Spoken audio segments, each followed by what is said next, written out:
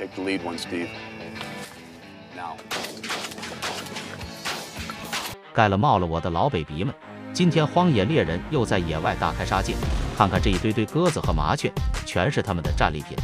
用这些野味做的肉串，吃上一口，简直是要起飞了。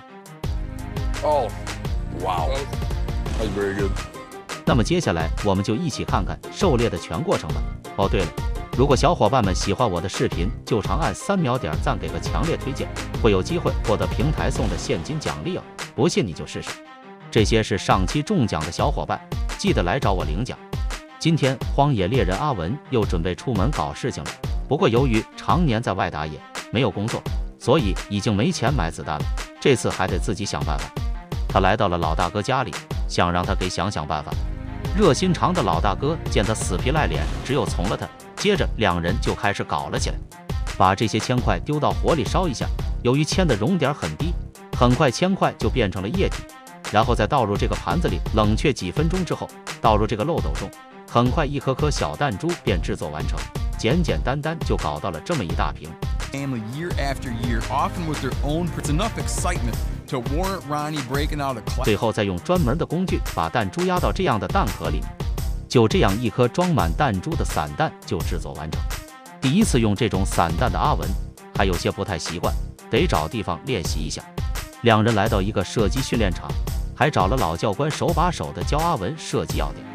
虽然阿文长期在野外狩猎，但是打这种移动目标还是头一次，所以连续几发都没打中，这面子上着实有点挂不住。再看看老大哥这边枪爆头，这枪法真叫一个准。训练了一天，接下来就是去实战。两人一大早来到一块玉米地里，先把道具安放好，然后两人就躲进了玉米丛中。刚等了一会儿，一群野鸽子就飞了过来，两人连忙拿起家伙就开射，跟开机关枪一样，一个劲的猛攻。Now.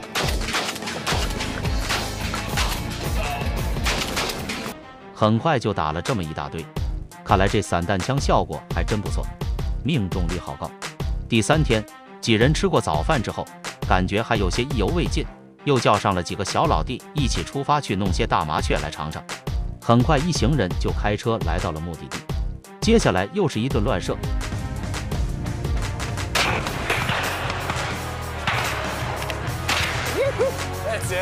这么多人打就一条旺财捡，一趟又一趟的去捡猎物，真是把旺财累成了狗。一会儿功夫就弄了这么多，不过大家可不要跟他们学哦，在我们国家可是违法行为，要进局子的。